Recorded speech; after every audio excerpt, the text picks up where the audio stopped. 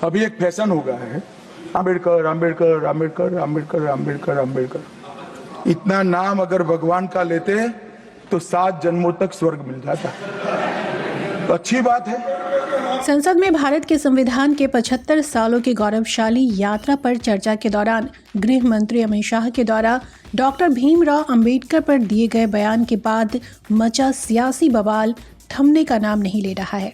कांग्रेस के साथ सभी विपक्षी दल इस पर विरोध प्रदर्शन कर रहे हैं। इस प्रदर्शन के दौरान कांग्रेस कार्यकर्ताओं की मांग है कि गृह मंत्री अमित शाह इस्तीफा दें। इस मामले में कांग्रेस, टीएमसी, डीएमके, आरजेडी, वामपंथी दलों और शिवसेना यूबीटी सहित लगभग सभी विपक्षी दलों की ओर से किए गए हमले के कारण बुधवार को संसद के दोनों सदनों की कार्यवाही को स्थगित करना पड़ा। विपक्षी सांसदों ने हाथ में डॉक्टर अंबेडकर की तस्वीर को लेकर प्रदर्शन किया। वहीं आज शीतकालीन सत्र का 19वां दिन भी मामला थमने का नाम नहीं ले रहा है। आज भी सांसदों ने जोरदार प्रदर्शन किया। इसे देखते हुए गृह मंत्री अमित शाह ने बुधवार को ही प्रेस कॉन्फ्रेंस की और अपने बयानों पर सफाई देते हुए कहा कि उनके बयान को तोड़ मरोड़ कर पेश किया जा रहा है।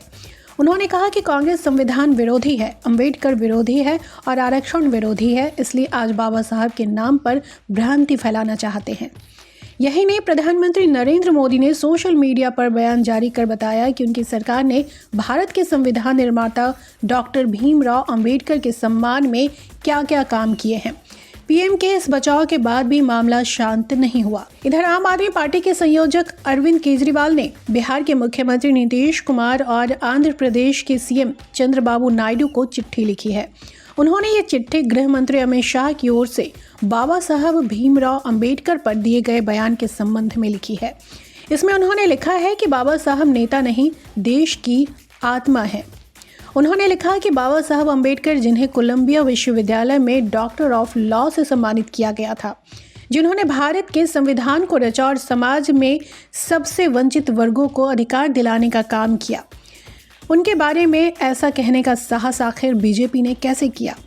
इस देश भर में करोड़ों लोगों की भावनाएं आहत हुई हैं। ये बयान देने के बाद अमित शाह ने माफी मांगने के बजाय अपने बयान को उचित ठहराया। केजरीवाल ने आगे लिखा कि प्रधानमंत्री नरेंद्र मोदी ने सार्वजनिक रूप से गृह मंत्री अमित शाह के बयान का समर्थन किया है। इसने जलने पर नमक छिड़कने का काम किया। लोगों को लगने लगा कि बाबा साहब को चाहने वाले अब बीजेपी का समर्थन नहीं कर सकते।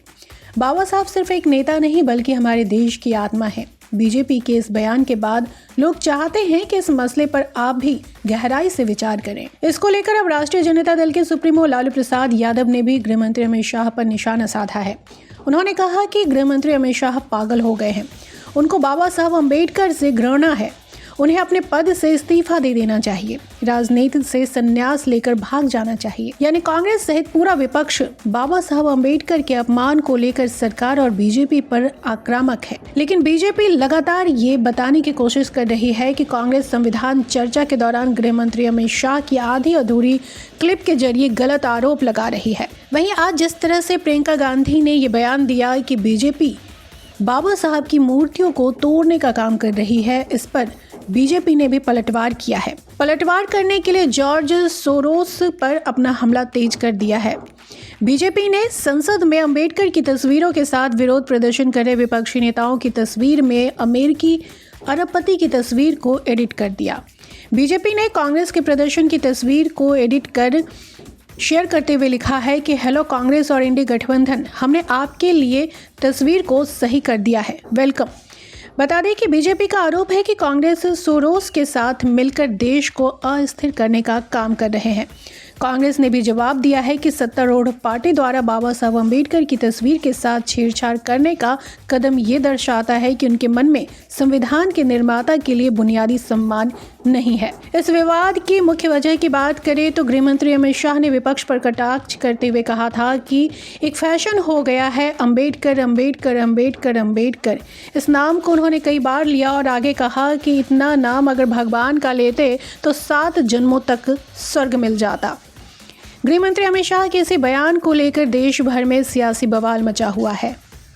अब देखना यह है कि ये बवाल और कितना तूल पकड़ता है।